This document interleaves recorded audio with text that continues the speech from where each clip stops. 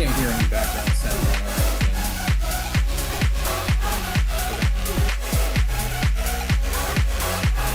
end. Good stuff.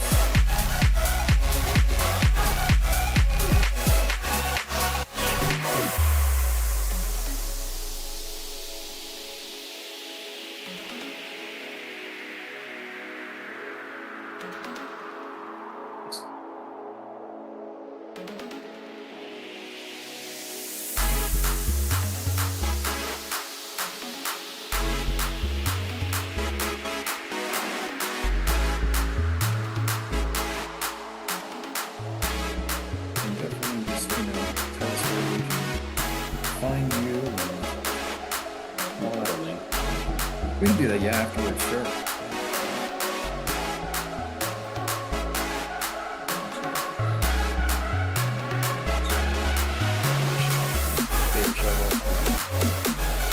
Ah, nice.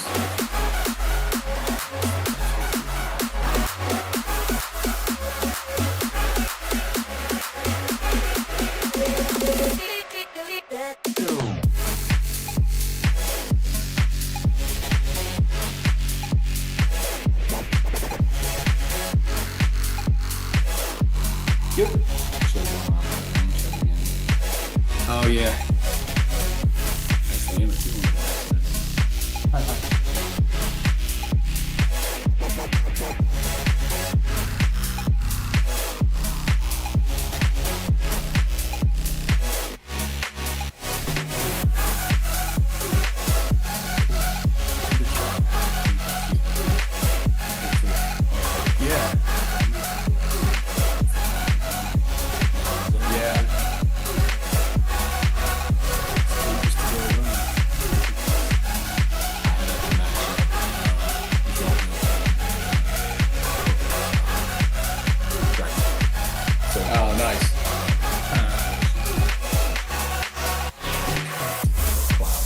Nice, that's cool. Yeah, let's do it.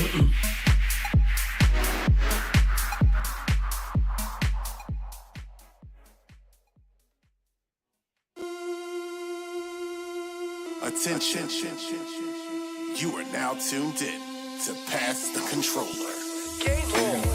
Round table, show me your moves. How these noobs get good and get in the groove. Gears of war like Sonic hopping the tuck. You don't want the smoke, you'll get bodied by big nuts. Come for the character, stay for the content. Fans from the elite. You're gonna talk us in. Conventions are streamed, the topics deceased. Tell them tune in, peace and hair grease. Let's go, baby. Peace and hair grease. Pass that, pass that, pass that, pass the controller. Pass that, pass that, pass that, pass the controller. Pass that, pass that, pass that, pass the controller. Pass that, pass that, pass that, pass the controller.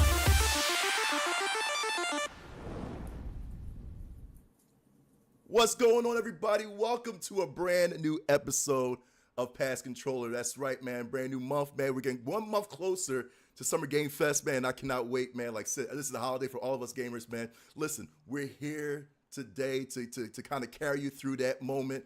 But you know it is, man. Listen, it's Pass Controller, man. My name is McNux. You already know who I am.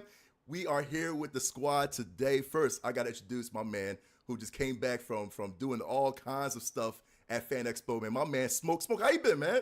I'm doing good, man. I am having the time of my life. One more day at Fan Expo. I just been hanging out with some of the cast members of Spider-Man 2. Yeah, it's dope. And just letting Venom come out and have his fun and all. Today was Invincible with Alan the Alien. Tomorrow, Boba Fett. I'm having the time of my life. And again, I can't wait to talk about what we got coming up on the show today. Welcome, everyone, to Pass the Controller. And I'm about to pass the controller to our next host, the man, the myth, the legend, Civ. Yeah. What's going on, brother?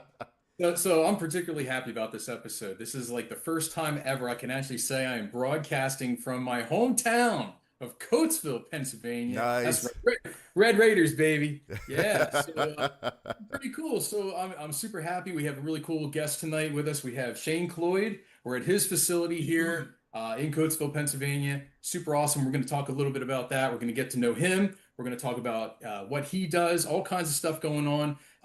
So far, man, I gotta tell you, everybody has their moments of excitement thus far this year in 2025. We've had all these really great conventions and everything. What I'm most happy about is we're finally getting some quality games.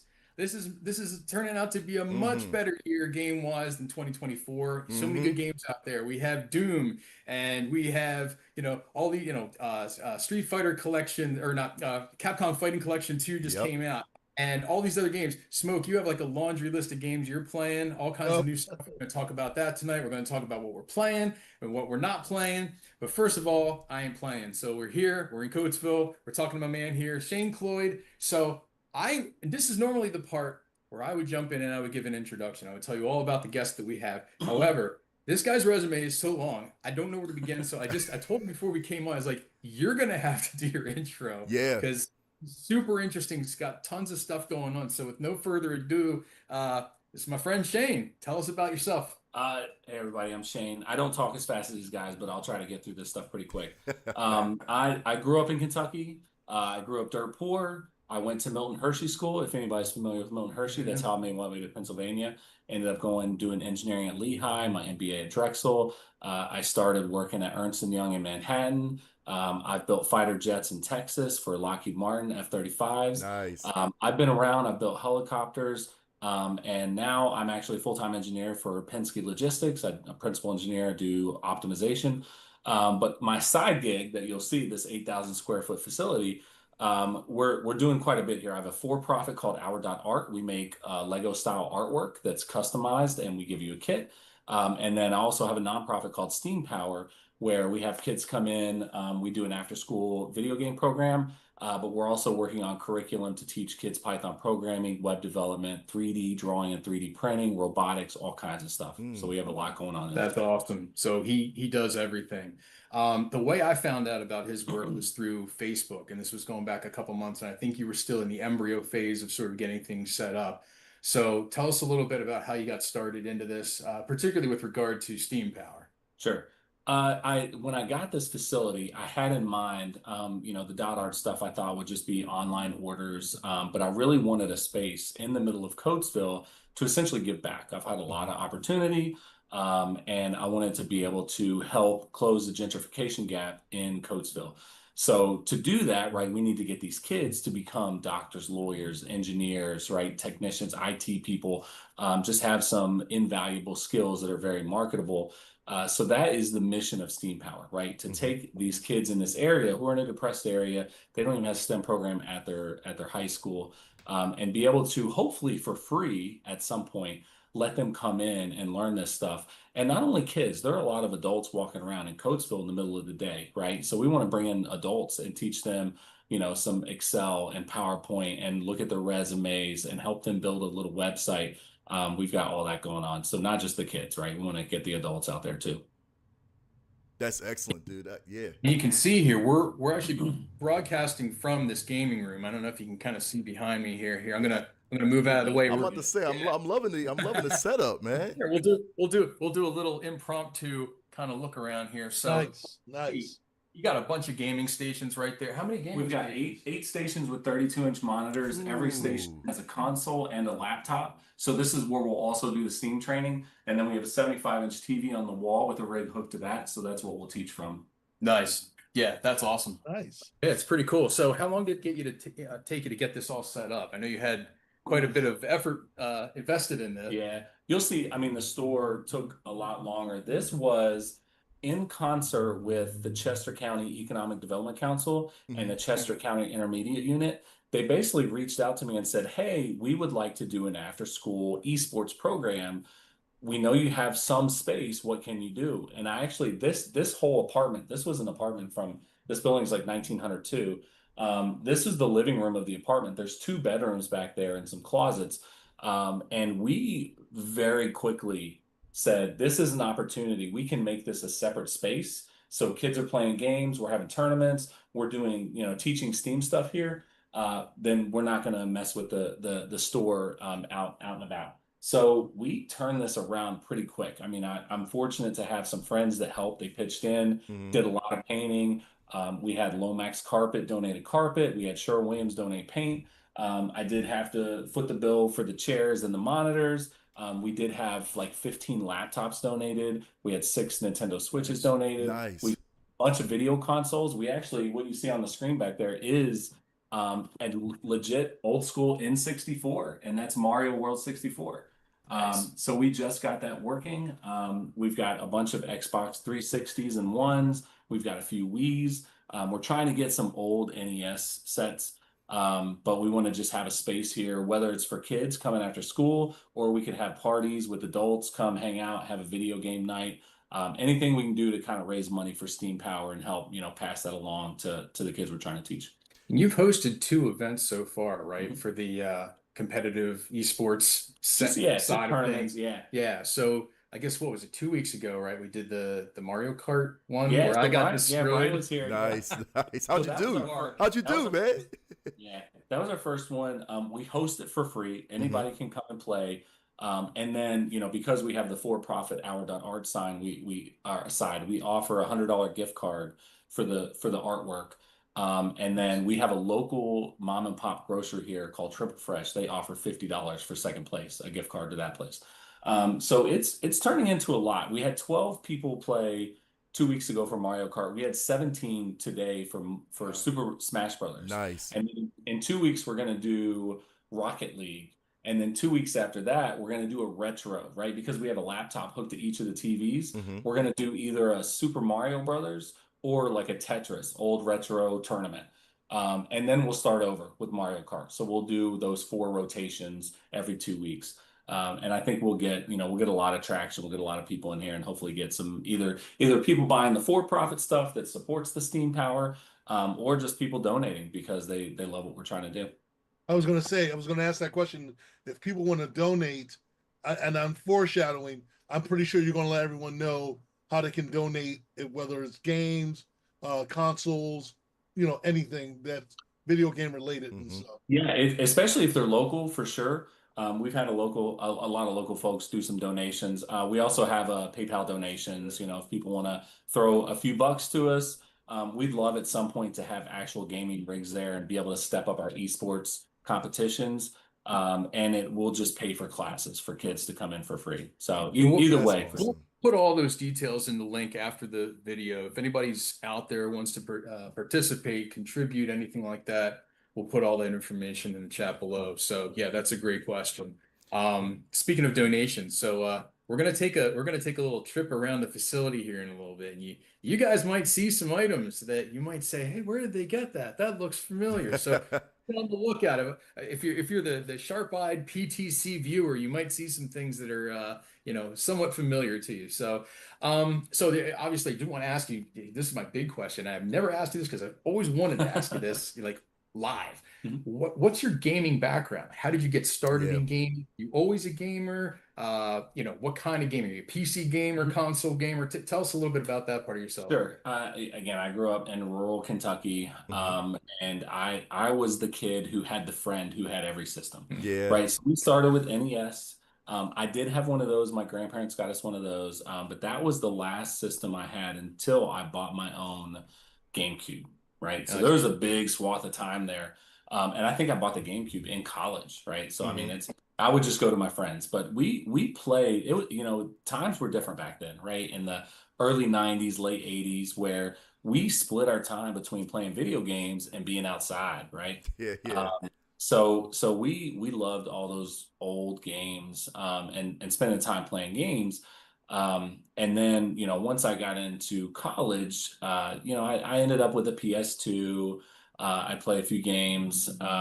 I really liked, there was a game, I don't even remember if it was PS3 or what, called Warhawk. So I really enjoyed playing Warhawk. I haven't made a lot of time to play a lot of games. Fast forward to today, and one of my friends from Kentucky, the one who I went and played video games at his house, we've known each other since we were 5 or 6 years old. So we are, best of friends. And I feel bad that we don't get to talk to each other a lot. I mean, we'll text back and forth. We see each other when I visit family in Kentucky. But I asked him, I was like, hey man, is there a game we could play? Even though I don't have a lot of time, he works night shift, he works 6 days a week. I have three jobs, right, between engineering and these two things. So we decided on Sunday, because he doesn't work Sunday night, and he was like, well, Diablo 4 just came out. Do you want to play that on, I've got a gaming laptop. And I was like, sure, let's do it. And I even paid the extra $20 to get the wings of whatever, and the dead horse and, just the extra stuff. But we try to make time on Sundays to play that, and it's just dungeon crawls, and it's fun. It's not high, octane. It's not high stress. It's just something for us to kick it together for a few hours on Sundays. Nice. All right, so we always do this. We always go around the room and we talk a little bit about the games we're currently playing. So you're playing Diablo 4. That's cool. No, Smoke, I'm gonna put you on the spot. You said Smoke or I said Smoke. okay. You kind of broke out from that.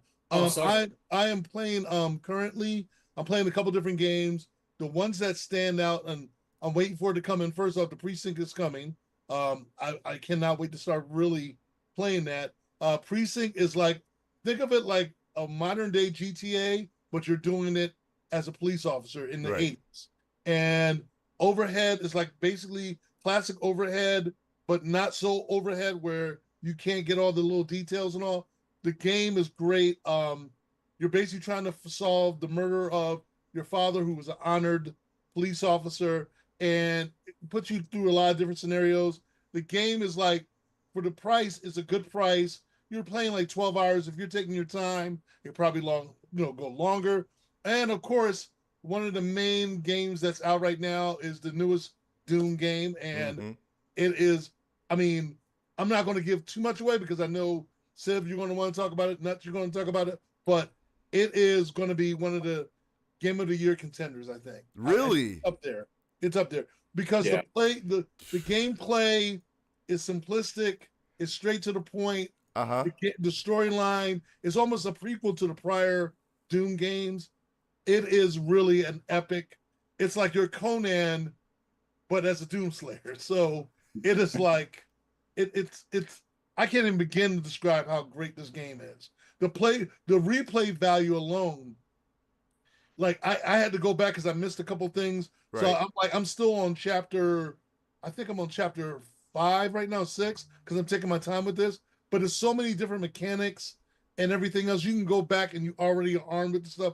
We're talking about flying dragons, robots, the whole nine. You're flying this big mech. You're fighting with this big mech. It is, like I said, they threw in all these little extra elements in to make the game stand out from prior Doom games. So I'm going to stop right there because I know Civ has a lot to say about it. Yeah. I gotta jump in because everything you're saying is spot on. Let me just say this, and for those fans out there who did not see it, check out Civ's unboxing of the Doom Dark Ages. I forgot he had that statue and all. Please check out. It's a really great. Wait till you see his little breakdown and everything. Go ahead, Civ. Yeah, Doom, Smoke, so I know this is something you and I have in common. I am a Doom fan from when it first came out, the very, very first Doom. Absolutely love it. It's one of my favorite franchises. You and we're big collectors. We have a ton of Doom stuff, and I I want to say something, but I can't say something. But I just know that we're big time fans. So did an unboxing video, got the statue. That thing's really cool. I saw somebody say something that was very poignant. They said that Doom that came out in 2016, which was sort of like the reboot of Doom. They said that one was run and gun. Doom Eternal was jump and shoot. And Doom the Dark Ages is stand and fight. We making up genres now. It's all first person shooter, but it's like out of the game because I thought that was super accurate because like Doom Eternal had a lot of it was a little bit more like platforming and puzzle solving, that kind of thing. Was really cool. A little bit of a twist on the genre, as it were. But Doom the Dark Ages, if you're just down for like stand and fight gnarly combat, it's got you covered. It's so good. And then speaking of which, I'm playing another game right now. It's similar to that in style. Now, this game is not a new game, but I finally got around to playing it, and I think Knuckles, I think you play it too. Exoprimal.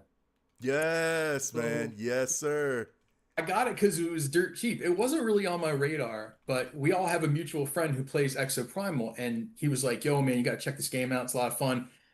It's got like a what is it, World War Z element. And Like it's just hordes of enemies constantly. And I'm like, okay, well that's cool. So pick that up and start playing it, and it's just this deluge of dinosaurs they drop on Yep. you. Third person shooter, lots of fun. It's just dumb, stupid, weird, chaotic fun. But I started playing that, so that's pretty cool. But yeah, so Knuckles, you play that, right? That came out like a year and a half ago, Yeah, right? we did a little beta test like a year and a half ago, I basically, thought man. so. And Yeah, yeah. So it was. it's pretty cool. It's on sale now, It like is. on the stores and all. You guys can find it. But yeah, it's like the dumbest storyline ever. It You know, is. it's a typical it's a Capcom storyline. So don't. It is what it is. But yeah, tons of fun, a lot of fun. Yeah, you don't need no excuse, man, to shoot some dinosaurs, No, man, some no. T-Rexes and stuff like that. So it's like it's Yeah, perfect, man. You know, exactly. which is So amazing. Knuckles, what are you playing, man? Oh man, well first, real quick, man, because I know y'all talked about the last episode too, man. I know y'all talked about South of Midnight. I know Smoke was talking about South of Midnight, and then I think he was talking about Civ Split Fiction. So I did beat both of those games. Those games are amazing. Probably the two. Since Smoke talked about how Doom is probably going to be Game of the Year, I feel like Split Fiction got to be included in the rankings of Game of the Year, man. It's so unique as far as how to, just the storyline, the gameplay, everything about it, man, just like blew my mind away. So that was awesome, man. But one game I definitely want to talk about, because I was at PAX East this past weekend, and it was so much fun. Got to talk to so many developers, man. And the show, of course, is always, top show, man, next to E3 when E3 was alive. And we played one game that was published by Devolver Digital, or going to be published by Devolver Digital. Developers are Pigeons at Play, and this game is called Myco Punk. Myco Punk is going to be a brand new game coming out, man. It's a four-player PVE, like basically just looter shooter kind of thing. You know what I mean? It's so much fun. Like this is the actual kind of look that we had at the expo, and you get to choose with four players or four robots. They got more actual characters coming out as well too. It's so cool. 3 weapons. You get a primary weapon, a secondary, and of course your grenade. And the art style. I love the art style of this. The art style is so. I don't know what it. I don't know. Reminds me of Love, Death, and Robots. Right. That's what people was talking about online. Like it was. I was like, yo, and it's like it's like a Borderlands-ish, I guess you could say. You know what I'm saying? It's so cool. And basically, what you're doing is, I mean, it's a co-op. You know what I'm saying? Which I asked the developers. I was talking to the developers there too, man. I asked them if they're going to have like PvP. They say that's going to be in the future, but for now, you could definitely do 4-player co-op. Which I was like, this is up our alley. You know what I'm saying? This is awesome. You're going against aliens. Basically, you see those aliens coming through. It's like a apocalyptic cyberpunk. I guess it's just so cool, dude. It's just so freaking amazing, man. Chaotic, I'll say that, man, because you would think that the main thing that I would say, like, oh snap, it's communication, with your teammates. There's no communication with the teammates, man, because you don't know what you're doing yourself. It's so does it randomly pair you with people then? Like you can, yeah, it pairs you with people for sure, but at the same time you can bunk up with buddies if you want to. You know what I'm saying? So like all of us can jump in. But it's just like, yo, what is going on? I don't know what to call out, man, because everything's coming at you from different angles. As you can see right now, it's like so calm, you know what I mean? But as you do missions, like you see up the top right, it gives you objectives, of course, clear the growth. It'll tell you to plant the virus in the computer, something like that, man. So it's like, okay, locations, it will definitely direct you to where you got to go, which is great because, other than that, man, in this chaotic world, we'll be lost for sure. But it's just when things go rampant, man, as far as like the million of aliens that comes at you, you don't know what to do. It's just insane. Of course, the dialogue is funny as crap, man, between people, the characters.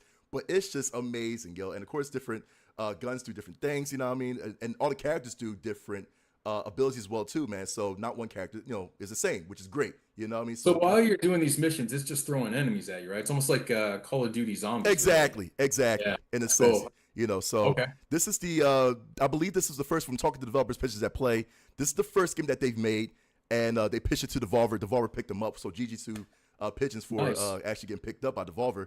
And again, this game is going to come out real soon. You know what I mean? No timetable yet. But this is so, it was so cool. This is probably one of And the, we have the contact information for these devs. They can come on our show and oh, I can hit them up for sure, man.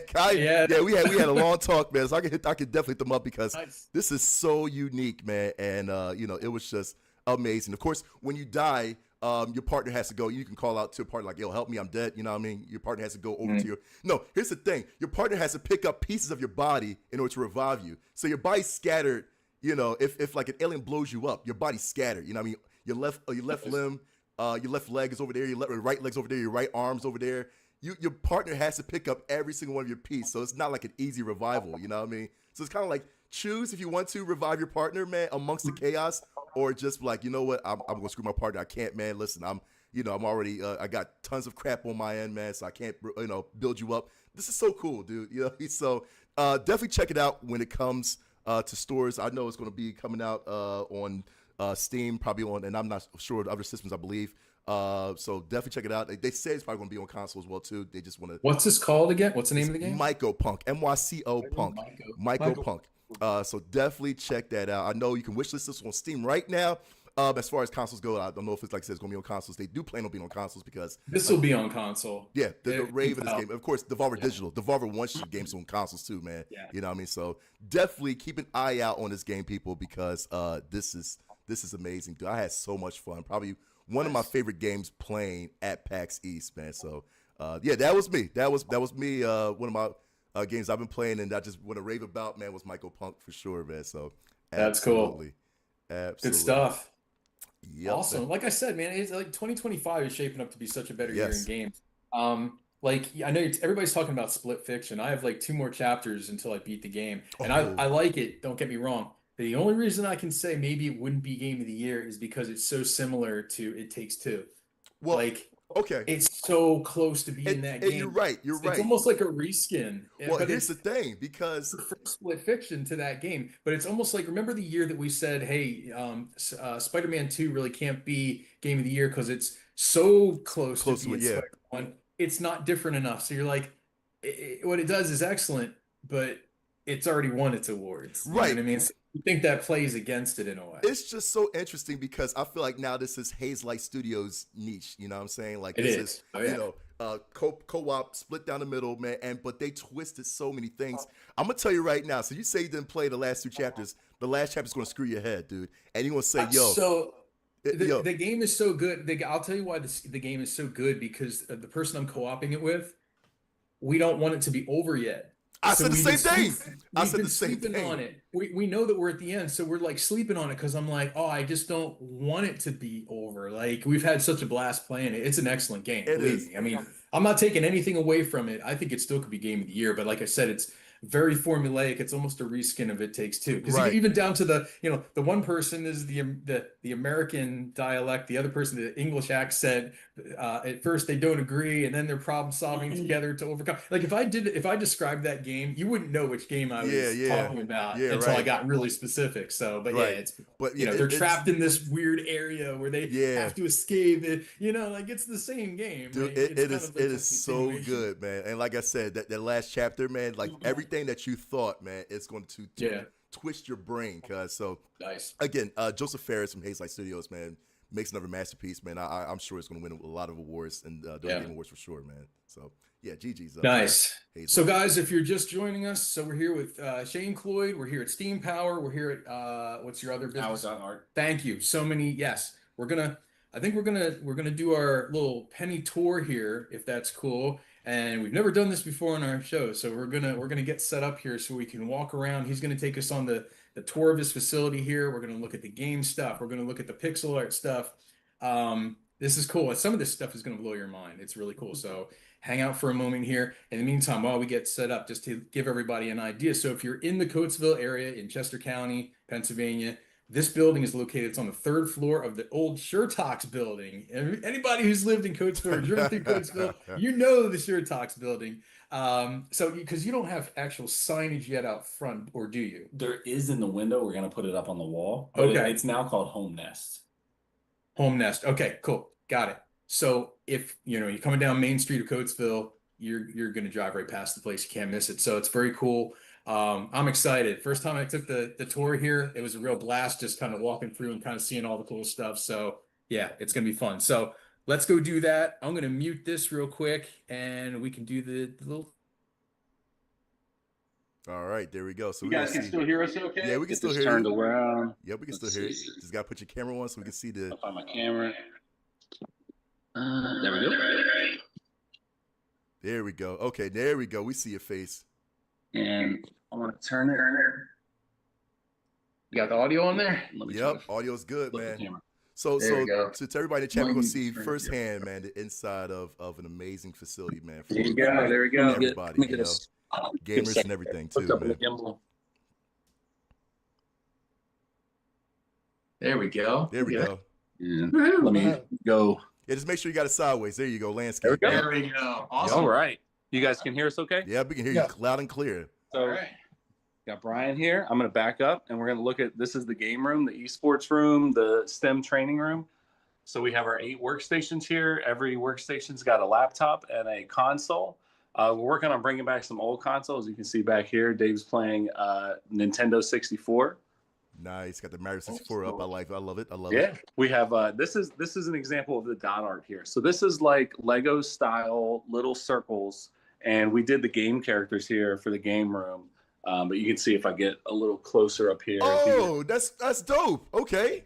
Yeah. So I don't know if anyone's been able to name all the characters. This is my favorite game. Oh, here. Link- So I yeah, talked Wind about the Waker. game I was playing with. Yeah, it's Wind Waker is my number one. Yep. Yeah, I didn't get it when you asked me. And this is I was very disappointed in Tears of the Kingdom for the same reason. It was too much like Breath of the Wild. Like I love Zelda. That's my game. Yeah. But it wasn't worth. I mean, I played it. I didn't beat it. I couldn't get through it. But I'm looking forward to something different, right? I want something different. I mean, they've done a lot of different things with Zelda, but Wind Waker, I love the artwork. I love that. the I love that. animation. Yep. Yeah. You see this one down here, Knuckles, right? I see the Sonic. I know I see the Sonic. and of course your girl Samus right next to it. Yeah, I Oh, love it, dude. Yeah, Metroid's another one. Yeah, these are cool. I got Street Got- Fighter, Yep. Fallout, Pikachu, Princess All right, Peach, Peach. of course Mario. It's Peach. Peach. Got it. Yep. Good. Yeah. Yeah. Master Chief. It's a little hard with the light. Absolutely. Yeah. All of us Halo nuts. And Steve. Everybody loves Steve. Everybody now. some Minecraft. Yep. Yep, that's it. Nice. Very cool. This is cool. Got That's old a nice school area. power pod down Oh, there, there's a too. power pad down here. We're just waiting for the NES console. Oh We do have a my power- god, dude. Yeah. Get these kids to get their steps in. Yeah, because they don't know With, nothing what about was it? that, World, man. World Track Meet? Yeah, World they Track don't know. Meet? Kids don't know nothing about that. Team events too. Yeah. If you can find a copy of it. Yeah. Yeah. You could, All right, I'm so sure. We're gonna walk through the store here. We got a little seating in here. We do have some collectibles. We do have an old Famicom in here with some Japanese games. Ooh. I have an old Radio Shack chess set here My that my dad grandma had that. got me when I Yeah, was a my kid. dad had that one. I don't know if any of you have the NES Pumas. I do. I just wore them last Do you? weekend. Oh, did you? I haven't worn. I need to put them on when we have. our They will game. hurt your feet. I'm gonna tell you right now, they will hurt your feet, dude. Oh yeah, I was just gonna wear them around the game room when we have tournaments. But, Nice, we've yeah, got good. a few little collectibles here. Yep. So we're gonna walk out into the store. It is a big space. So we have a little bit of seating over here, but we're gonna walk through. This is some of the retail section. This is awesome. So there's another gentleman here that shares a little bit of stuff. These are actual like Lego jewelry that him and his fiance make. Their Nice. company's called Enchanted Bricks, and we'll see a little bit more of them when we go around. This is some of the dot art here. So this is like we saw with the game characters. Right. But this is smaller. We got a little bit of cryptid stuff in here, but these are little kits you can buy. We got some emojis. And then for the STEM stuff, we have, some Rubik's Cubes. You'll see these Lego robots. I got a whole thing with the Lego robots. Yes. We got some chess sets. We print some 3D figures here, some stuff to Nice. sell, raise a little money. I'm Some, gonna can we see Oh, the yeah. CDs real quick? Those are so cool. I love the Game Boy too. That's so awesome. there's like a Oh, little that bit- is awesome. See, I would grab that in a heartbeat, man. This is I don't know how many this is my favorite collectible ever. Did I tell you about this? No, I don't Oh, think so. oh my god. Okay, so guy, I'm gonna spend a minute on this. Do it. This is an original 1968 block set from Japan. They only made these from 1968 to 1971. They were the first before Lego to come up with conical and cylindrical shapes. So you can see this rocket looks like a rocket. And they didn't do a good job of sticking together, so Right. they didn't last. This is Nintendo. Really? This is an unopened box from 1968. Nintendo made blocks from 1968 to 1971. Uh, And because they didn't stick together, they didn't have that grip. They All right, so didn't last. let me ask this then. Yeah. Have you checked the resale price of that, man? Like how Ooh, much? as soon as I found, I mean, this was 10, 15 years ago, I found out these existed and I bought this. There is one other set from 1968 that's called the World Set. It's the Right. only one that's bigger.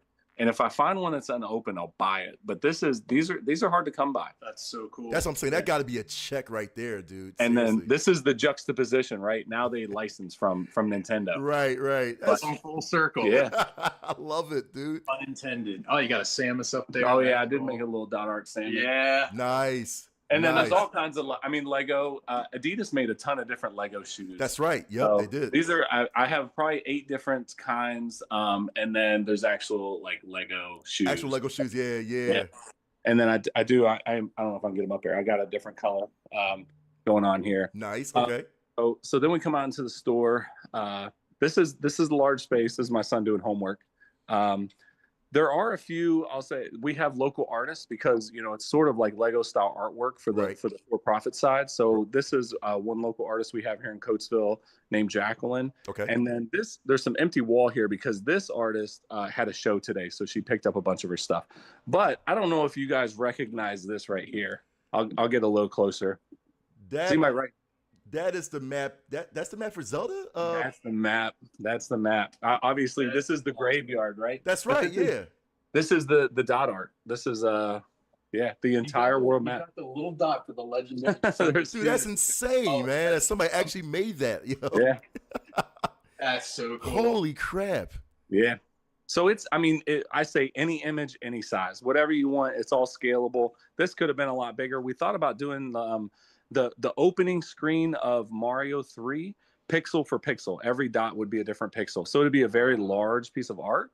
But it is an incredible game. And you said you can take basically any image and create a file to transpose to that, right? Yeah. So this was a game image, but I'll come in here. This is the actual entrance, the lobby. Yeah. You can see here we have a girl with a pearl earring at different sizes. So it's the same image, but Okay. obviously with anything that's sort of pixelated, the bigger it is, the better it looks. Right. This is the new edition. We needed something sports in here. So growing up in Kentucky, you know, Chicago Bulls were our team. So this is the famous, you know, foul line dunk. That was just a picture we got. You know, here locally, right? We have some Phillies teams. This is our 4-blocker. Nice. We can make QR codes. So one of these, I believe the one that says "Do not scan," this will just rickroll you, right? So it's just Right. kind of fun for people to do. This is the smallest. These are all modular and scalable. So this is the smallest size. Just some examples we have here.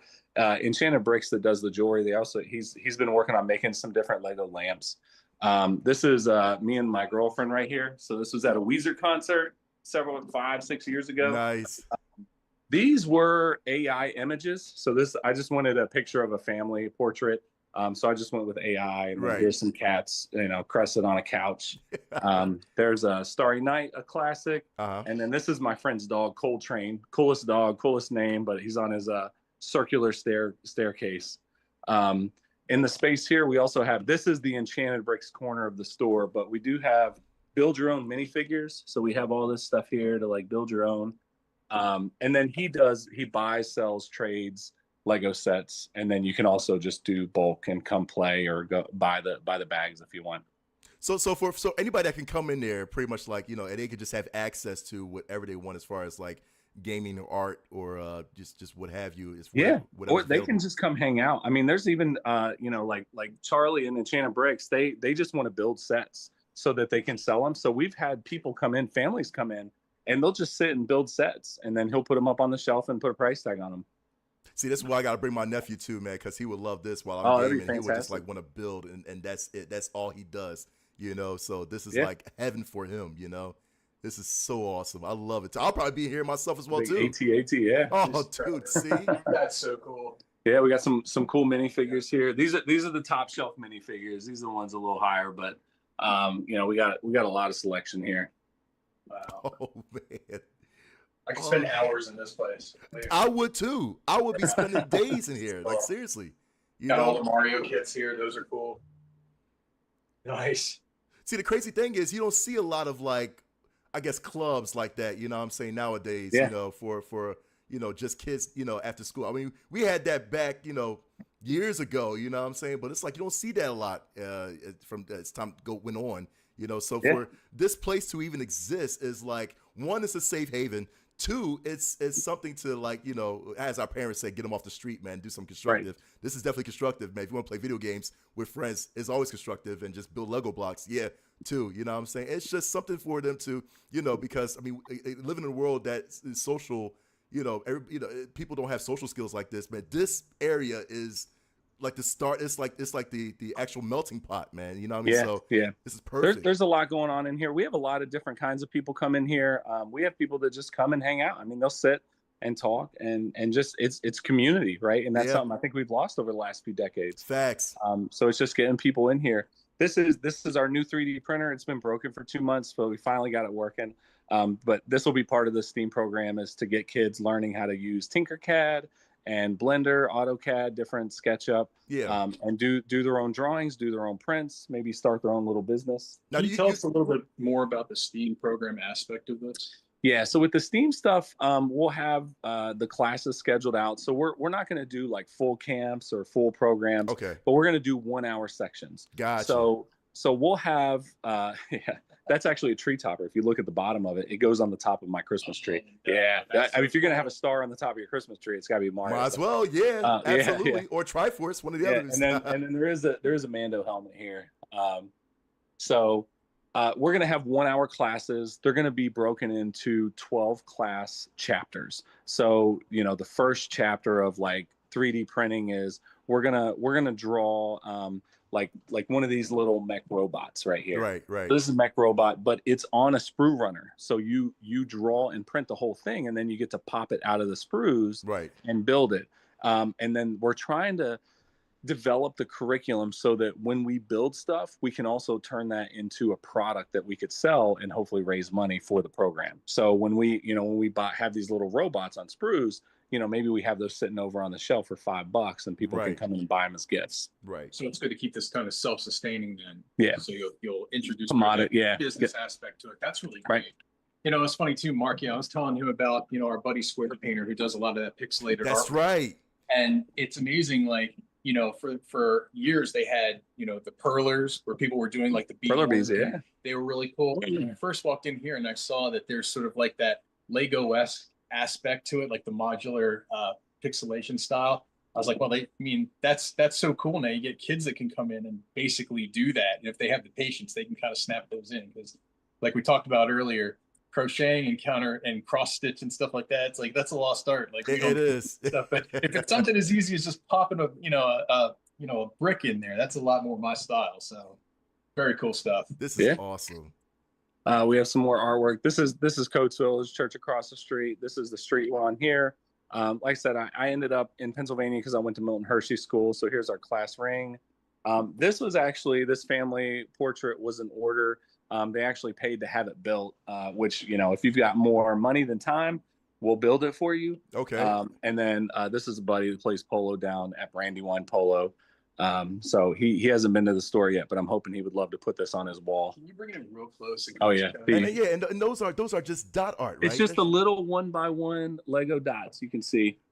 Yeah. It's like See, the scene from I might- Ferris Bueller when See, they're at the I movie. might have to get at you, man. If Yeah. I ever need a portrait, man, like Absolutely. like a wedding photo, man, just straight up dot art, man. Yeah. We've done actually a few wedding photos for sure. So you will do commission work, basically. Yeah. Is what you're telling me. So I can Absolutely. Commission come work is in, available. Here you go, if chat. I have a concept or if I have a prearranged image or something like that, you'll come up, you'll make the file of that, Yeah. you'll scan it, do whatever. So What we'll usually do is we'll take the picture and we'll look at different sizes and show you how it looks and what the different price points are. Mhm. okay. Because, there's a point. I mean, obviously, if you had unlimited money, the bigger you make it, the better. But there's a Right. point where it gets too small. So I tell customers, I'm not trying to upsell you, but you can't make this smaller. I've had people come in with a couple's photo and they wanted like the little 16 by 16 dots. And I'm like, it's not going to work. Yeah. So, It's gonna look like an Atari 26. Yeah, that'd be bad. no, It would so be real bad. quick question: what size is that family portrait that's on the floor right now? That is, I call it's 41.5 inches square and it's 128 by 128 dots. Gotcha. So So if to have this built to if you want me to do the labor, this was like 437.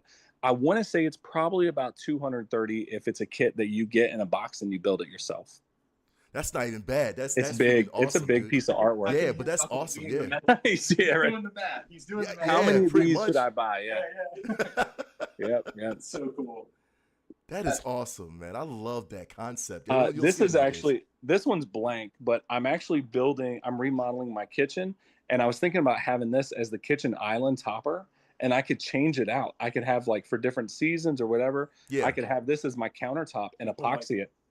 Oh, I thought maybe I would put like glass on top of No, it. I put I would probably just epoxy it for sure. Yeah, 100%. epoxy it. 100%. Yeah. Yeah. Mhm. So that's why that's sitting there blank. This is the back production area, I call it. So again, I mean, I'm an engineer for Penske. This is my resume here up on the wall in dot art. But I do my Penske stuff over here. I do my dot art and Steam stuff over here. And then this is where we pick and pack the kits. So this is like the wall of dots. This is where we do the picking station, box it up, ship it out to customers. Got you, man. That's a factory And to that's have. It's like the these are all yeah components, these are all the colors. So we have 50 different colors here. So we can do some pretty intricate artwork with the colors that we have. Right, right.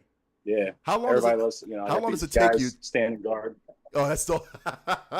Let me ask you this: How Hey, long? that's the greatest villain in video game history. Oh, that's a running Remember? joke, man. That is absolute running joke. Yeah, that's How long does it take you to do like an actual like a dot painting, like in To build whatever? one, Yeah. the smallest ones that we saw at the front desk, they take 15 to 20 minutes. Like if you're, you know, a little bit concentrating on it. Yeah. But some of the bigger ones, I mean, you just take that and then, you know, like this might be 5x7 boards, so 35 boards. So 20 minutes times 35. Okay. I mean, some of these can take quite a while. This one was probably 20 hours for the woman who I have a woman who builds them for me. And I pay her in product because she really loves this stuff and it's therapeutic for her to put them together. But this was probably about 20 hours. That's so awesome, man. But it's something fun to do. It's like you get home from work, you can throw a few boards together and, you know, and just do it a little bit at a time. And so now, yeah, right. So now, real quick, because I know a lot of people's asking, like, is there? I know you probably said it before, but is there like a membership as far as like to get in to experience? This is open. This is just an open store. Come in, hang out. Chad, you better line up. Like, say this is amazing. Yeah. Seriously. I didn't show you the mural though. Let me walk over to this mural real quick. This place is big. I mean, I get my steps in just walking back and forth Yeah. a few times. So we did this again. I'm gonna zoom in real quick. I'll show you. This is just the dots, right? I mean, this is all the dots here. But this is 117 of those small boards. And every person came in. No one knew what it was. This was a surprise community mural. So we told people you can come in for free. You can build a board. All the instructions were mixed up, and then you sign your name on it. So there are 117 signatures here. And then when they were all done, and it took a lot of time to get 117 people in here. Yeah. Then once they were here, once they did it, and we put it together, and we did a curtain drop. I bet we're going to donate this to the Coatesville Library. So This was free for people to come in and do. It's going to go into the library. And then we want to do another one, a bigger one that we want to put in City Hall in Coatesville. That's another surprise community mural.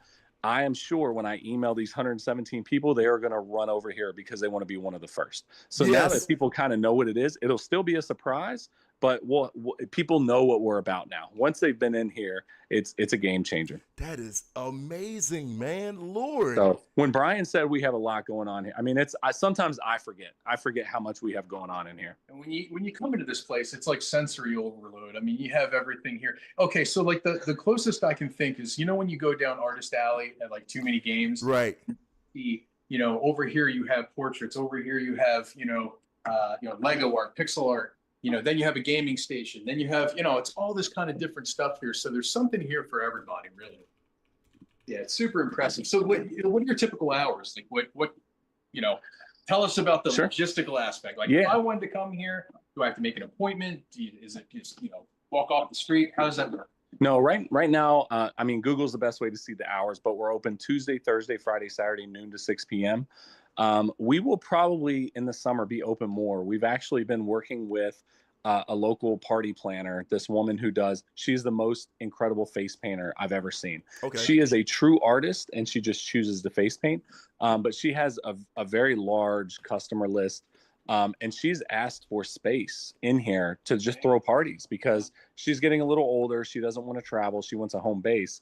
So essentially all the space you see here with the painted floor, that's where they previously had carpet glued to the floor, but she wants all this space that goes around to the sitting area.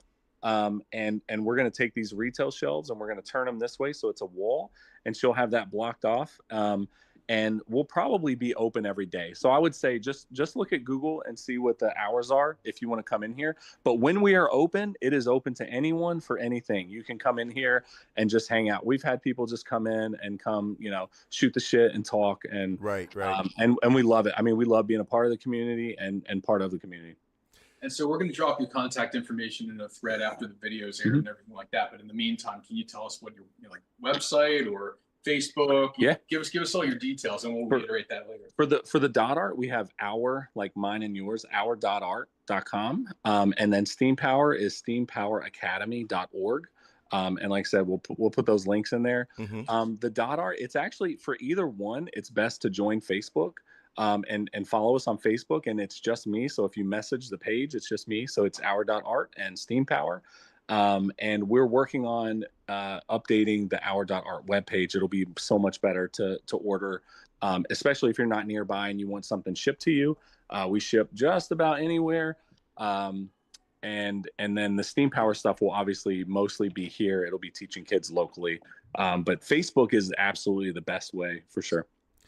Now you said you have like a schedule as far as like what you do each day for, let's say the kids want to learn certain things. You have like a schedule posted as far as like, okay, learning this, or we're gonna do. Yeah, this. we use an online calendar. So on steampoweracademy.org, we'll have a calendar up. We are working on the curriculum.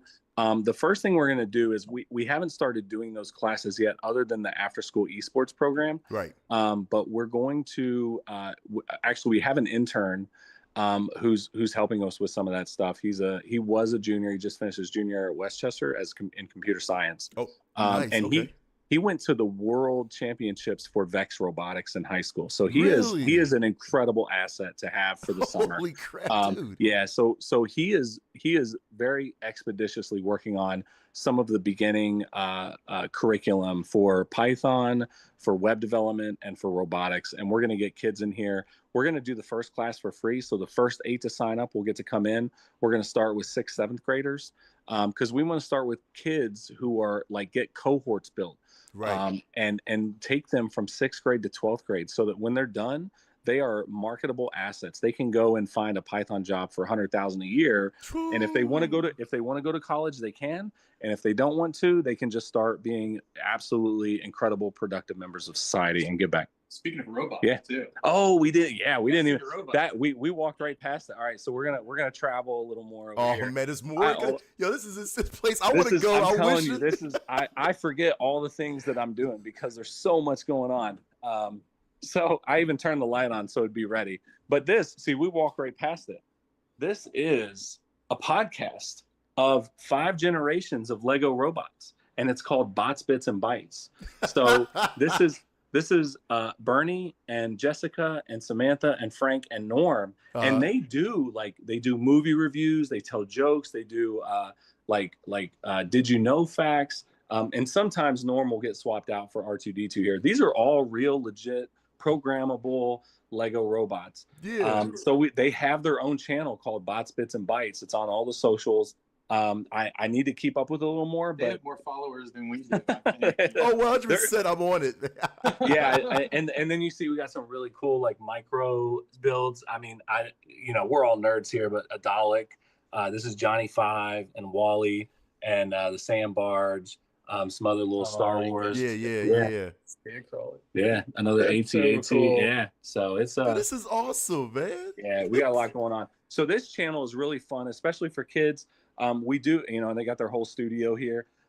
We're going to expand it. So right now we do the vertical reels, but we're going to do some horizontal, longer form. Like, hey, Google's got the Willow quantum computer, but China came out with an even faster quantum computer.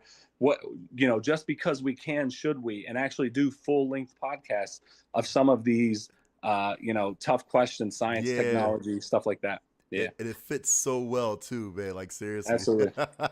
It's funny too, like with the whole video game culture now, this builds into all of that because now, I mean, people talk about Legos, but when you're talking about Legos, you're also talking about Minecraft. Right. You're also talking about all the other things like programming, pixelated art, things like that.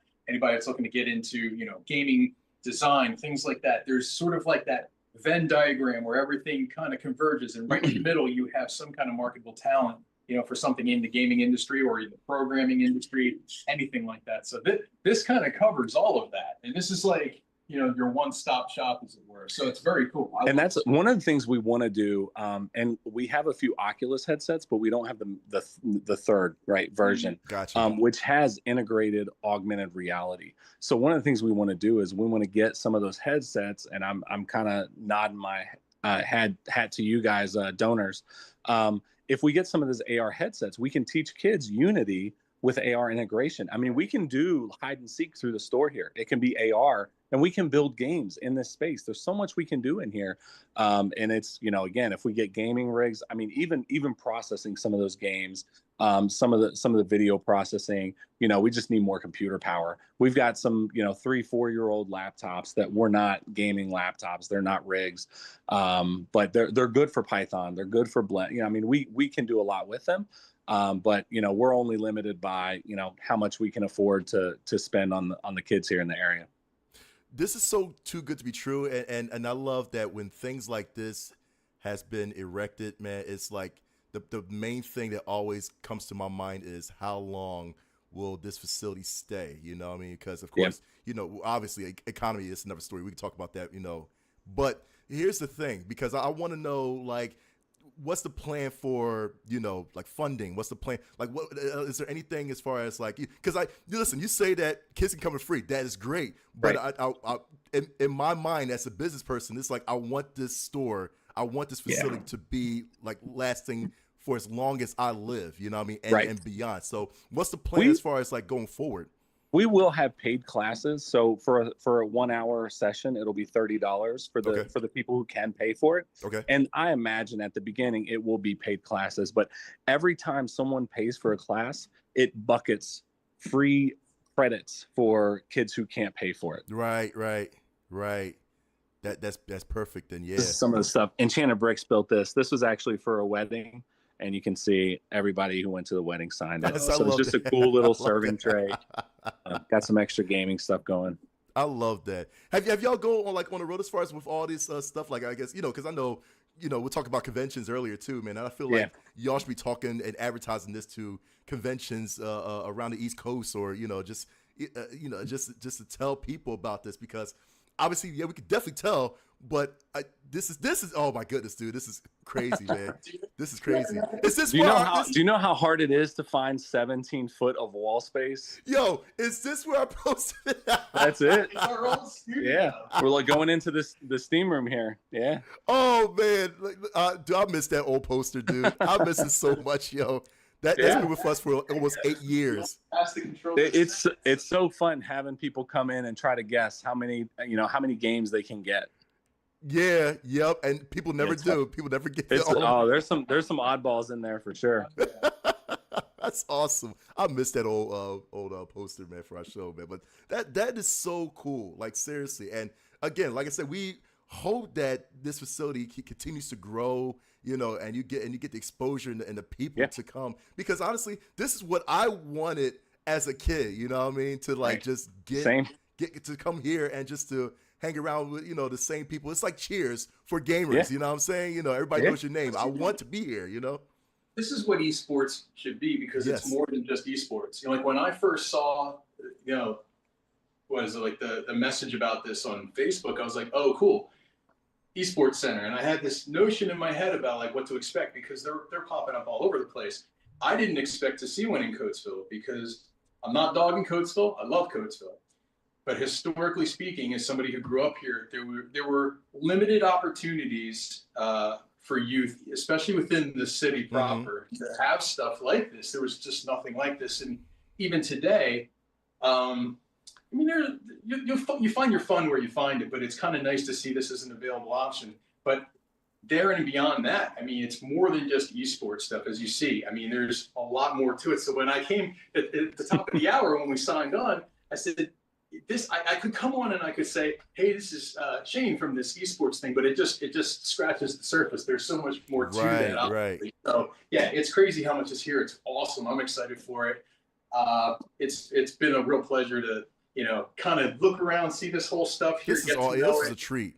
It is. It really is. So yeah. All right. We're going to go sit back down here and continue. There we go. There we go. How'd that go? Look at that. Yeah. Look at that transition. There we go. That was perfect, man. Seriously, I enjoyed that tour, honestly, because again, like I said, it's just what I wanted as a kid. And my eyes just was wide, man. It's like, man, I wanted to be here, years ago. You know what I'm saying? I wanted to have a place of my own, and just play. And especially now going back to, like I said, you said you was just wanted that area to be like esports centric and all that too, because honestly, there's not that many esports centers in the US, like that. I mean, I guess for, it's matter of fact, a lot of esports, is kind of like on the downgrade right now in this country, compared to areas like Korea and China, I'm saying, where esports centers are so prevalent. Like we're lucky to have Chester County Economic Development Council, because they fund quite a bit. I mean, they pay for the kids to come from the high school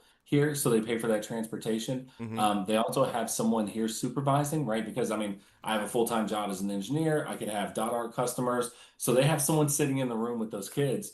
And it's, and then they have the partner Chester County Intermediate Unit, who supply the Nintendos that we use for the esports stuff. So again, we're only playing Mario Kart, Smash Brothers, and Rocket League. And then this was the first round. So this next Thursday will be their 8th Thursday, and we'll be done with the spring.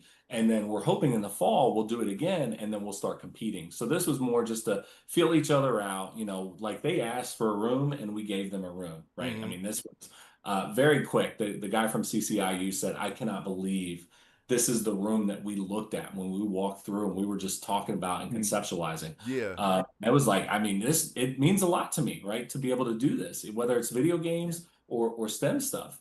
I think it's stuff that kids need. Get off the street, come in here, learn, feel like part of the community.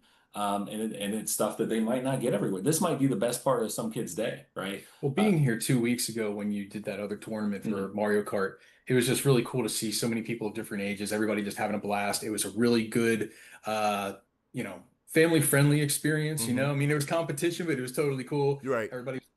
I guess what I want to ask here is do you see an opportunity down the line to parlay the experience into kids who may want to get like college credits or internships available to do different things? Is there sort of, what's the goal? What's the next step? Yeah, one of the big things with the STEAM program is working with local companies. Mm-hmm. So I know we used to have Sikorsky helicopters, and I actually used to work there, but now it's Piasecki because Lockheed bought Sikorsky, they moved it to Connecticut, and then Piasecki came in, who used to be near Philly.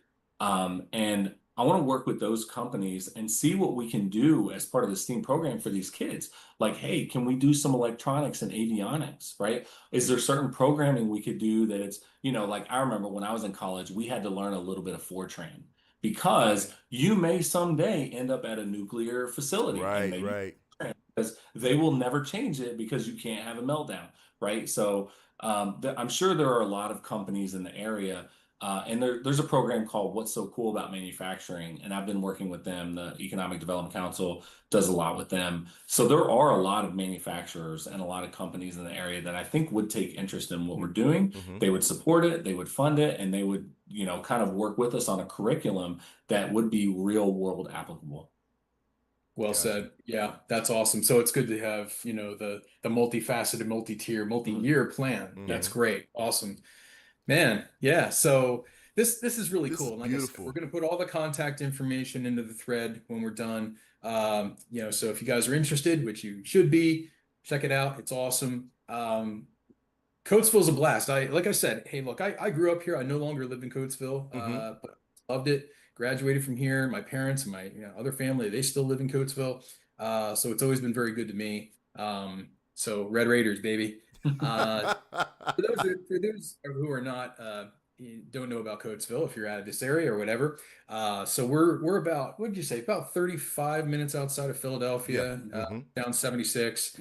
Yeah, give or take. So it's not so far that you can't come out here. It's good if you're coming out to areas like King of Prussia, Exton, that stuff's, go a little bit further, stop out here. It's pretty cool. You went too far when you start seeing cornfields. Yeah, exactly. So yeah, it's very cool. Yeah, and that's why we always stress about, like, please visit, please definitely support, or please donate. You know what I'm saying? Because times is getting rough now. It's another thing too, Shane, because I was looking at the news article today, as far as, like, we talk about, like, things that's happening in the video game industry. There's of course, we know that one thing, and then I'm also worried about this too, because again, I was thinking about how your place gets funded or donated as far as, like, equipment, as far as consoles go. With things that are happening right now, we know, like, with the tariffs and the console market that's going up, man. And right now we see, that's talking about with AP and Polygon, Microsoft and PlayStation are increasing their consoles, to an extravagant price, or later on. It's sort of getting hard to kind of get a hand on these consoles. And I know for your facility, you want, like, you want these things to kind of pique the interest of the kids, and just for that. But now, with that being said, it's like, is there a way? Because I mean, right now we're just kind of weighing and seeing, as far as how this thing plays out.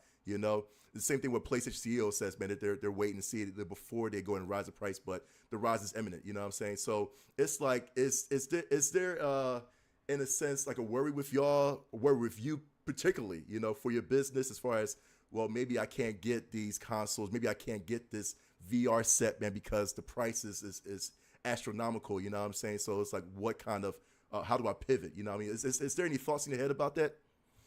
In other words, how are you affected by what's going on economically? Yeah, I think because we're partnered with the Economic Development Council and the Intermediate Unit, at least the esports, they get grant. I mean, they are incredible getting grants, and they are working on grants specifically for us in Coatesville, because they try to go to the middle schools and the high school, and they try to set up programs there, but they have to have some teacher or administrator that will stay after school and do this, and it's hard to find people. I mean, everybody wants to run out the door. But we're already here, right? We're brick and mortar. So we're happy to help out. And I think, between what we're able to offer and the incredible grant writing they can do and the funding they can get, it probably won't be a problem for us. Now, yeah, we would like more technology, newer games. But if kids like playing games, at least for me, it doesn't matter what the game is. It doesn't matter. Yeah. I just like playing, right? I'm looking most forward to playing a retro tournament, right? We're going to do or Mario Brothers. I am looking forward to that. That's going to be fun. Call us when I No, for real, seriously. A lot of adults.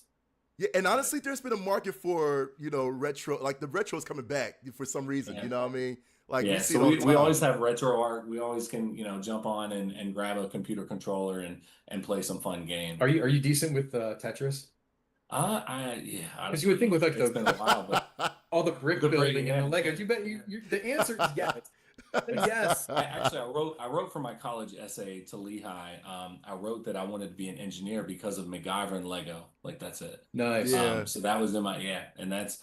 But it's, when I was a kid, I couldn't afford Lego. I mean, I would get a little $5 set here and there, but again, same friend down the street, I would play with his Lego because he had the video games, he had the Legos. So now that I'm an adult and I can afford more things, I buy a little more, I have a little more fun, but I want to make sure kids in the area have that opportunity. I remember when I was a kid, I wanted a computer. I didn't have a computer till I went to Milton Hershey School. Right. And I pleaded. I said, I will mow lawns. You'd get the mailers, the catalogs that said, hey, this is only $19 a week, right? And it's like, I can mow 2 lawns. I can make $19 a week. And it never materialized. So I can't imagine. I mean, maybe I would have been the next Steve Jobs or whatever, working out of my garage. Well, actually, we didn't even have a garage, but Yeah. I didn't have that opportunity. I wasn't able to have a computer when I was a kid. I think our upbringings were similar in some regards, even though I'm a bit older than you, which we learned before we came on. But I remember the first computer our family ever had was a hand-me-down Commodore 128 from my grandfather. Right. And now keep in mind, people that know me in Coatesville, they may remember the last name. So Lessick, both of my parents were public school teachers in Coatesville area school district. My mother was elementary school and middle school. So she was at Benner, Callan, South Brandywine, Reeseville. People who are watching this from the area, they know what I'm talking about. My dad was the high school, so he was over at Cash, what they call it, Coatesville area senior high school, where I graduated from. And so, even though they were teachers and they wanted their kids to get good grades, couldn't afford the computer, so we had this old Commodore 128, which, by the way, was freaking awesome. I love that thing.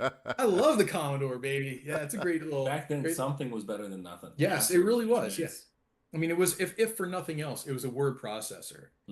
Played some games on there. You had your disk drive. Some people had the tape drive. But yeah, it was really cool stuff. So, yeah. See, this is why we need like class sessions in your area too, man. Like, okay, let's have a day to talk about the Commodore 64, because not like kids know what the heck the Commodore 64 or the Fairchild F. You know what I'm saying? Not kids don't know about that. You know what I'm saying? So it's like, listen, this is kind of the school subject that we want, for real. If only we knew somebody who had an encyclopedic knowledge of video gaming history, who was steeped in video game knowledge that could speak learnedly to the subject. We wish we knew somebody. Well, see, that's why we got the after school class over at his area, his facility. You know what I'm saying? Listen, I will take my book bag over there. And if, like I said, you got class for 1 hour, I'm down for that. Like I said, that's something that I want to learn. You know what I mean? I wish I had in high school. You know what I mean? For real. So it's a blessing, man, to have what you're doing right now. And listen, I'm lost. I just wish I knew earlier. So Knuckles, I know you were kind of parlaying into a discussion there about the news story. The big breaking news this week was that Sony finally broke. Yes. Basically. They're the last of the big three to incorporate a MSRP price hike on their consoles. I think first was Nintendo, because that coincided with the announcement of the Switch 2, the tariffs. So we all understand where we're at. So the news of the Switch 2 basically coincided with the first announcement of tariffs on overseas goods. You guys, if you're paying attention to current events, that's what happened. So Nintendo was the first to kind of address it. And I don't want to say buckle, but they were the first ones affected. And then Microsoft, basically, they were next in line. And, people were piling on. And I said, just give it time, because Sony's going to be next. Yep. And this week, Sony said, hey, it is what it is. And there's going to have to be a price hike. So now all three major manufacturers now, as well as a lot of chip manufacturers now, they're being affected by this kind of stuff. So the tariffs came back down, but the prices won't come back. Yeah, that's the thing. And if you want any kind of analogy, no, I'm no economist. In fact, I'm terrible. It's like my worst subject, honestly. But one thing's for sure, and we've seen this by way of shipping rates. Whenever shipping rates go up, they don't come back down. Whenever gas prices go up, they don't really come down significantly. They go up a lot, but then they come down maybe a little. Right. But the problem is, and that's my fear too, is that, and I'm not trying to make this like a political show. I hate that. I'm super political in my everyday life. I get you. I try to divorce that aspect when I do this show, but I think it's newsworthy enough now where it has our attention, and it's going to affect things. So what's the word on the street right now? When you were at PAX, was anybody talking about this? Was there anything, were they addressing the situation? What's doing with all this? They was. Now, see, here's the whole theory behind it, because when you think about, like, as far as Nintendo's case, you know what I'm saying? Like, what was their whole bundle was, I think, like $450 or something like that, games being $80. Yeah.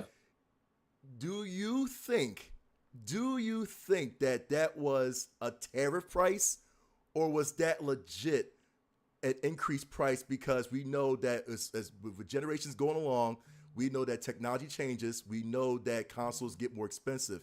do we feel that that was like a veil, that tariff was like a veil, like, okay, you know what, Nintendo's saying we're blaming on the tariffs because, you know, or you know, whatever. I don't think it was a bluff because I don't know how close you are to the situation, but I think if I Yeah. have my facts correct, Yeah. when the Switch 2 was first announced for pre-order, of course, they said, hey, it's going to be available on this date, mark the date, it's going to be this price, mark the price. And then right after the tariff news dropped, they said, hey, we're going to pull back on the date a little bit. We're going to have to recalibrate pricing because what they were going to do is make a version exclusive to Japan, Mm-hmm. make that available for pre-order, and then change the SKU or the spec slightly Right. for an American launch so it would be less affected, but or if it had to be affected, it was isolated. I don't know all the logistics of that, but I don't think Nintendo plays around. If we've seen anything, Nintendo's an aggressive company. Yeah, correct. Probably even more so than Sony or Microsoft, honestly. Like they're very litigious. They go after people in courts. They fight everything. They get very protective of their IPs, and I do applaud them for that most of the time. Sometimes I think they're a little overzealous, right? But I think there was absolutely something to it. I think that they're trying to not only protect their market shares, but also just making sure, like, hey, are we going to have a future? We're about to launch this console. For sure. Nintendo is kind of like every other console is an amazing commercial success. So you said that your first Nintendo was the GameCube, correct? No. Oh, the one NES. I bought myself. Yeah, Yeah, that was a Right, big gap. right. So back in the day, Nintendo could do no wrong. Right. Until Sega came along. Sega gave them a challenge, and all their, everything they've ever made to some degree was a success. But then you started to get like to maybe like the N64 era where it wasn't, I love the N64. We got one right behind us with my favorite N64 game. You got GoldenEye Yep. 007 back there. But after that, you made the GameCube. It was great, and then you had the Wii, which is awesome, and then the Wii U, which wasn't as great, and then Right. somewhere in there was a Virtual Boy. Nintendo's very hit or miss, so they know what it is to have commercial, I won't say failures, but not hit expectations. So I think they're doing everything they can. I'm filibustering, talking too long, but I what think are the other I think they're opinions? filling some of the market share and some of that gap with just price increase. Most of this is digital download. Like you don't need going from $60 to $80 is a 33% increase. Correct. Yep. For what? You develop the software. Tariffs aren't affecting your software, right? You're not you're not manufacturing stuff. You're not buying raw goods, raw products from China. It is. I'm sure they intended to do this, and it was just a perfect excuse at the perfect time Thank that you. they Yep. could say, "Hey, our prices are going up because of tariffs." Yep. Well, the tariffs came back down, but it's digital software. This is not, like my dots I buy from China. I bought, if I had bought when it was 100-some%, I would have been paying double, right? Or in some cases even a little more. And I fortunately didn't have to order in that short time that they spiked up and then came back down. But it's different with a console. It's different with these digital games. I think it's just them moving into the next year. I mean, games have been $60 for a long time. Correct. Why not bump them up? I mean, they're doing the Switch 2. Again, I wasn't happy with Tears of the Kingdom. I'm not ready to buy. I won't buy a Switch 2 until there's a Zelda game that's different, right? That's different enough that I'm willing to buy it. And then I'll buy it. It's worth it for me. I don't care what the price is. But I have to want that. And I think this price hike might hurt them, more than they think. It might hurt them for a little bit, man. But I was telling a lot of people, man, that Nintendo is such a unique company. When it comes to just besides the hardware, just the games that they've dished out that everybody, I mean, including no matter who you are, that's not going to be on any other system. And I always say that we are slaves to Nintendo. We are, you know what I'm saying? Because regardless of the price hike, is this 450, 500, games being $80, man, we're still going to get it. No, it depends on when we get it, but we're still going to get it. You know what I mean?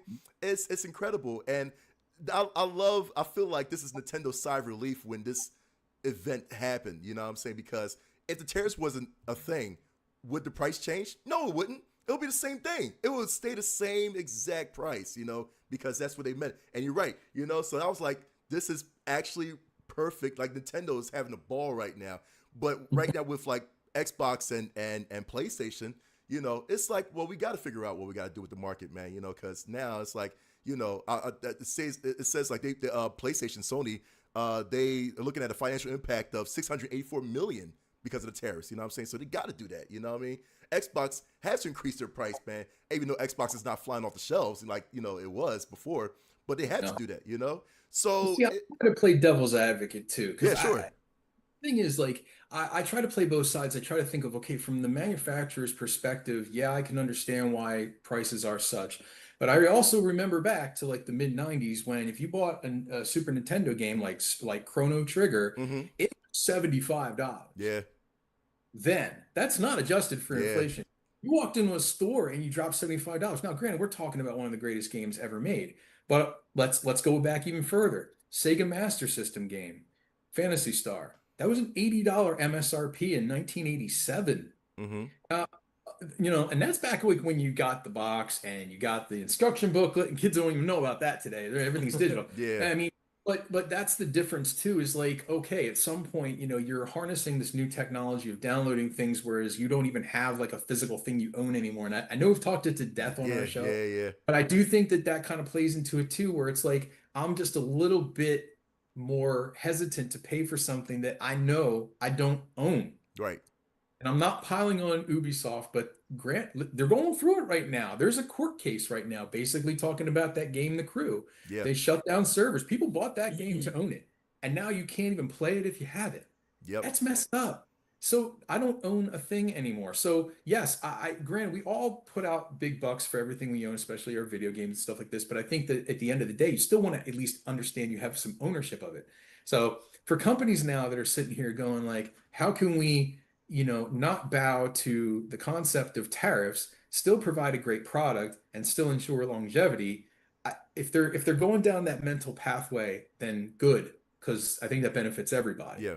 But the problem with the tariff situation isn't so much about, prices going up. I mean, that is a concern. Yeah. It's the market fluctuation. Yeah. Mm-hmm. You have tariffs one day and not the next, and then a lot the next day, and then not so many the next day, and then nobody can prepare. Nobody can budget. You can't, your production teams, all these developers and things, that affects, the logistics behind the scene when you're making these games, when you're marketing these games, when you're selling these games, and especially when we're buying these games. Right. So that to me is kind of like the be all end all. Like, eventually somebody's going to pay the piper. And I think, unfortunately, it's probably going to come down to the consumer. And we're coming off a year. I was not a big fan of the gaming industry last year. Yeah. Lots of oh my gosh, industry turnover. Mm-hmm. There were, layoffs and studio closures. What was the final count? Something like 11,000 people I believe lost. so. Yeah. Yeah. Mm-hmm. You had the closure of at least 50 major studios. And it's still counts to this day. It's still kind of, they're still recovering from that. So, again, I think there's like this paradigm shift in the way people think about the industry now that's so important. So I'm hoping everybody comes out. I know everybody's, people were mad at Nintendo, then they were mad at Microsoft, then they were mad at Sony. And I'm like, look, it's going to be everything.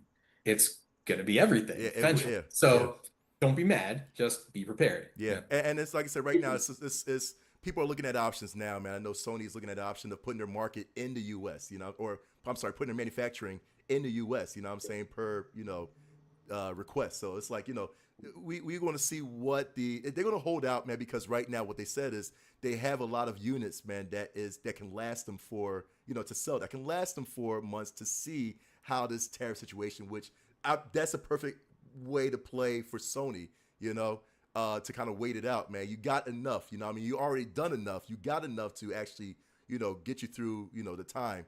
But again, like I said, looking at like Microsoft, man, Microsoft's like, we gotta do this now. You know what I'm saying? Like, again, they have been selling a lot. You know what I mean? Like, hey, what can we do? We're in trouble. We've already gave away our IP title, our exclusive IPs to PlayStation now. So it's like we're kind of following Sega's path, where we don't matter anymore. You know what I'm saying? It's just the market is so weird now, and it is. It's just incredible. You know what I mean? So I love the time we're living in, man. It's just madly incredible to see how things going to unveil later on, how people's mindset's going to be as far as just the way the impact that the economy impacts on on their company, man. So it's like we'll see how it goes like later on. I know we're in like a 90-day tariff ceasefire. You know what I'm saying? We'll see how that plays out.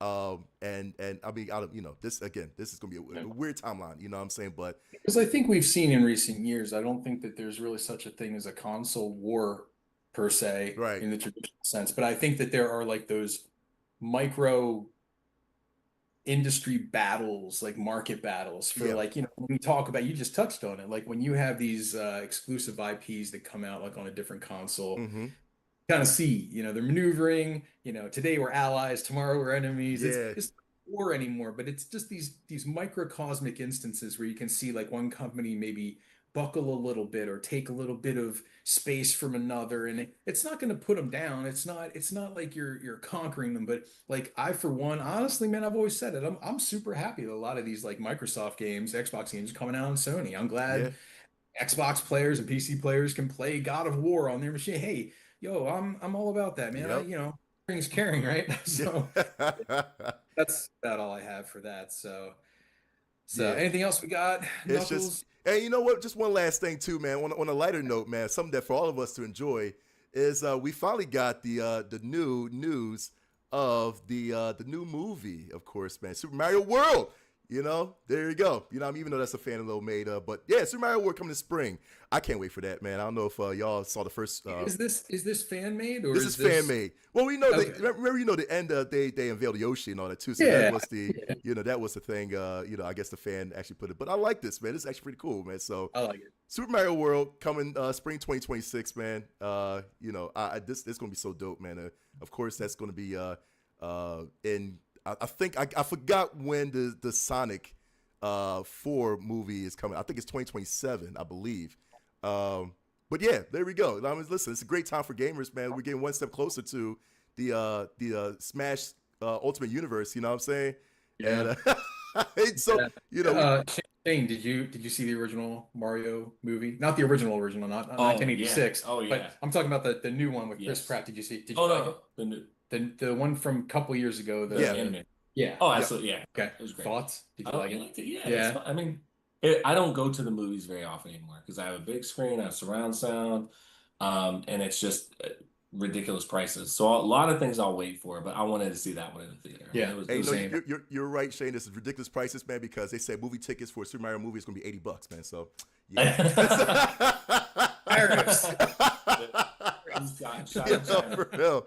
Nah, man, but I can't wait for that, man. Plus, like I said, we got the news of the Zelda movie that's going to be in development as well too, and it's just a lot of things, man, that's going to be coming along. They say Star Wars was not Star Zelda Wars. movie. Wait a minute. Zelda movie. So my question is, should Link talk? Should Link talk? Chat. That's a question for y'all. Should Link? You know what? You're Shane, you're a Zelda fan. Right. Like, do you think he should Link talk in the movie? Should it be like a solid movie? Excuse I'm me. not sure who could be the director of the movie to make it good enough if he doesn't talk. It would take somebody, and it would take an incredible production team and writers to make that. If he has to talk. I mean, no one's gonna. I mean, who's gonna? Kids today are different.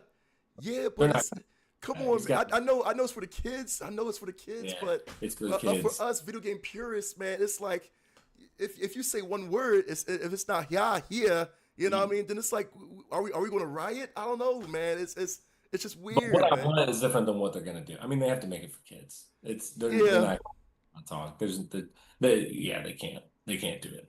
So See, I think back to like when I first heard, speaking of the N64, the very first time we really heard Mario talk canonically. I mean, there were of course cartoons and there were some games that had like little voice bits, but like he spoke really.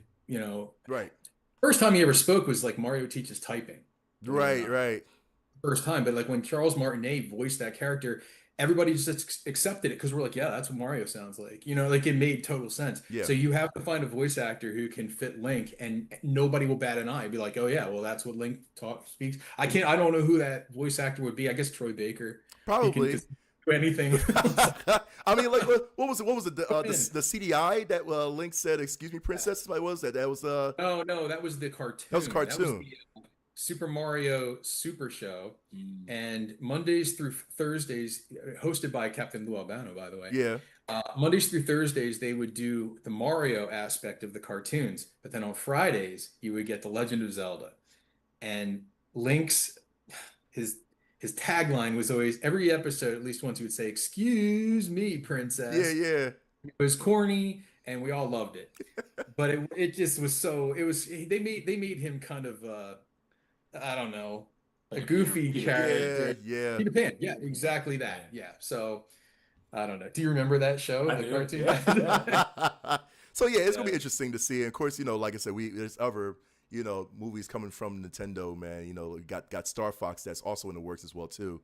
So that's Nice. that's gonna be interesting, man, to see that whole Marvel cinematic, man, but for Nintendo characters come together. The one as- that's so weird. I heard they're doing a movie of Outrun, the Sega yes, game. yes, they are doing a movie of Outrun. I That's mean, cool. I mean, is it gonna be like Aaron Paul? Remember in Need for Speed? Is it gonna be yeah, like I want that'd be cool. You know what I'm saying? Like, you could do anything. I mean, we got all the Fast and Furious movies. You know what I'm saying? They could do an Outrun movie easily. You know what I'm saying? There's no sweat to that. You know what I mean? I would love an Outrun as long as they play the classic. Ocean Breeze or whatever? Is Yeah, that yeah, the summer breeze, summer rush breeze, and then midnight Yeah. shower or something like that, or I forgot what it was, man. sound shower? Sound right? showers. There you go. Yep. Yep. Seriously. I love so chat says going back to the Zelda movie says I would like for Link to speak. I know that a lot of people would like to see changes, but I would also like to see some of the stuff that the old school gamers grew up with. Man, again, like I said, I it's just I'm conflicted, you know what I mean? Like, I don't know. Do we want to again, I can't see Link speaking, man, you know what I mean? Like, give me a give us subtitles at least of what he's thinking, but don't let him speak. He's like, like an inner monologue. Would yeah, work, yep. you I'll know? take that. I'll take Yeah. that, man. So that's so yeah, we got us a little, we got something to look forward to as far as movies go, man. And of course, last but not least, we all know the most anticipated game ever, Grand Theft Auto 6, is delayed once again. Listen, we got to It'll look. be $140. Yo, for real, for real. You know Like, what? seriously, I totally forgot about that. But you know what though? We waited so long, man. If they want to, they say they want to put out a better product, for all of us gamers. Which listen, we've been through that. You know what I mean? And Well, I did a 360 recently about my attitude towards this game perpetually being delayed. Because at first I was kind of like, for the longest time, I'm sitting here going, what the hell? Like, what do people want? These are big games. They take Mhm. time to program. I don't understand. Just be patient. It'll be a great game. It'll come out eventually. It'll be worth the wait. And I was getting mad. I was getting mad. At people, not Rockstar. I was like, Right. quit complaining. It'll come out. And then I thought about something. Not every gamer is like us. yeah, Not every gamer is going to be playing games 10 years from now. Like some people who are, and I'm not using casual gamer as a put down, I'm saying casual gamers exist too. I've known people who I gamed with hardcore and then they moved on to other hobbies. We're still friends, but they don't really game as much as they used to. mm-hmm. Fine, that's totally cool. Hobbies come and go. And that's how it is, I think, with most people. Like I've had this hobby since I was 4 years old. Right, It's been my number one hobby since I was 4 years old. right. I am the exception. Most people have a life. I clearly do not. So again, I'm kidding, guys. No, but no, but like, you know what I'm saying? Like you probably get through, all these other things, and that's why you have all this, this eclectic hobbies and things like this. But for anybody out there that's a casual gamer, yes, and now I understand. I would be mad too if I was just a GTA enthusiast, and I'm like, that's the only game I really want. Now, like it's not going to come out during my gamer lifetime, as it were. Like maybe they're a teen now and they're going to go to college and they're going to have a family. They're not going to game anymore. So it's kind of like, dang, that might be the only game they're really looking forward to, and it keeps getting delayed. So I've really changed I've done kind of like a 180 on this. I'm like, okay, I kind of think I get it now. Like I would be upset too if Yeah, literally I was just a fan of that game or just a handful of games, and they keep telling me, no, you can't have it, no, you can't have it. And finally you're just like, I don't think this thing's ever coming out. yep. So I don't know. Yeah, so I understand both sides, but yeah, I mean, it's disheartening. Yeah, I get it. yeah. I'm on your side, gamers. I Yeah, nah, understand. for you're right, Sid, for GTA enthusiasts, man, it sucks for y'all, man. But chat is unanimous. They're saying that, listen, for a lot of games they still need to play. They don't mind at all. You know what I'm saying? Like, it's a backlogs. That's why we have backlogs. You know what I mean? It's you're not a gamer if you don't have a backlog. So the backlog's going to carry you over to the release of GTA 6, man, and just Oh hold God, on. don't game backlogs, man. Oh my God. Listen, backlogs and free games that we acquire almost every month, man. Listen, that's why this industry is amazing. Like Yeah. seriously. So, trust me, you'll get through it. Yeah, listen, people saying they can move on with their old SOCOM, game. Like, listen, there's a bunch of games that you can think of, man, that will get you through years and years, man. Seriously. So that's the thing. But other than that, Well- listen, that's going to be the end of our show, man. First of all, thank you so much for the tour of your facility. One more time, because again, I want to blow you up. I want to make sure Civ has the correct the links and stuff like that as well too to post on our page. But please just tell the people where they can see all the projects, where to get you, where to contact you, everything. Your number, your social security number, I don't care. Tell me Absolutely. what. Go Yeah, ahead. if you're at all familiar with Coatesville, we're on the corner of 2nd and Lincoln, right in town. And we're up on the 3rd floor. So we have this 8,000 square foot facility up on the 3rd floor of the furniture store. We are our.art, me and you, OUR, our.art.com. Facebook page is our.art, and we are steampoweracademy.org, or just steampower ACAD, ACAD on Facebook. Facebook's the best way. Feel free to contact me, especially if you're going to stop in and you saw this podcast. Let me know. I watch the podcast. I want to pop in and see the place. I'd love to make sure I carve out some time and spend with you for sure. Excellent. Awesome. And it's definitely worth your time. This place is mind blowing. I tell you, taking the tour here, it's just a small slice of the overall experience. There's so much going on here. It's crazy. And I think it's only going to get better with time. So yeah, absolutely stop by. Highest marks. Yeah, and we're looking forward to seeing what's next. And Yes, thank you, guys. we do, and It was I got to visit. a pleasure. I got to visit one of these days too, man. I got to come up there and visit. Yeah. So Yeah. yeah, I He appreciate. said we can do future shows from here. I'm Yeah, with right. that. I'm Here. with that all day. You know what I mean? And Listen, we were talking about hosting gaming tournaments and stuff. I'm like, we're Yes. we're in the spot. Do it. This is like again. We can make it we can make it a fundraiser. There you go. oh Look at that. man, listen, anything for charity, I'm good, man. Like seriously, I am all for it. For real. So we'll definitely make it happen, man. Of course, if any news, chat, man, we'll let you know as well too. But upcoming events that's happening too. So yeah, for If for sure. no other reason, he has Goldeneye. Goldeneye, right? Yeah, just because. Give me our job. Listen, man. It's a rule. Slappers only. Oh man, but again, thank y'all so much, man. Shane, thank you as well, Yeah, man, for thank you jumping so in. much. Seriously. Of course, before we end the show, man, we got a few endgame credits, man. Listen, for those that are here, make sure that you definitely share. Please share this episode with everybody else, man, that need to know this amazing facility, man. They want to come. If you're from far away, if you want to visit, man, Coatesville, at least you know where to go to. You know what I'm saying? Listen, we welcome you in. Definitely, so share that to everybody, that missed the episode. You can definitely contact us, man. You see our QR code right down the bottom, man. You can go ahead and flick that QR code. See our socials, man. Please chat with us, man. We love to chat with y'all. And hit us up, man. And also, we do have a fan page for y'all called PTC Nation, man, where you can post about anything gaming related, tech related. I mean, if you want to talk about Legos, we talk about Legos today. Man, if you want to talk about Legos on PTC, feel free to. I am dying to see everybody's Lego sets, man. Their dot art, cuz I got to get more of your dot art too, Shay. Like seriously, it's so I got to talk to you about that. But listen, you already know PTC Nation is for you so that we can all pass control together. Again, dude, we got to have you back on the show, like at a later day, Shane, too, to see the progress of this amazing facility, man. So again, we appreciate you so much for jumping in and for everybody, like seriously. So for Smoke, man, who had to run to do some business, for Civ, for Shane, I am McNux. This has been Pass Controller, and as always, people, please get good.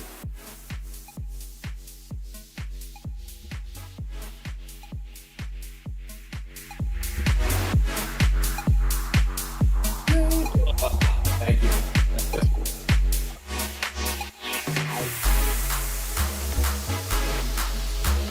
I'll show you some. Yeah.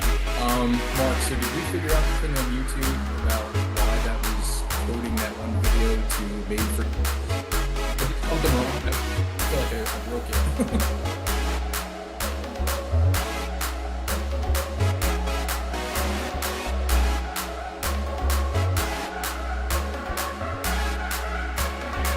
Literally, I mean, when I recorded it, I specifically did it the right way. And when I went,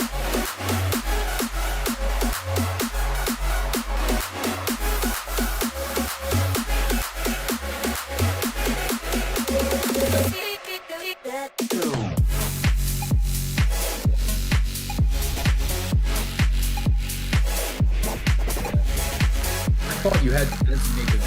specifically, was when it asked me if it was made for kids, I said no. But I didn't put an 18.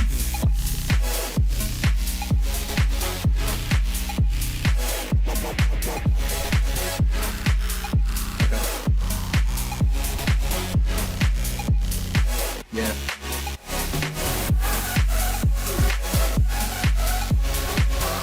Okay.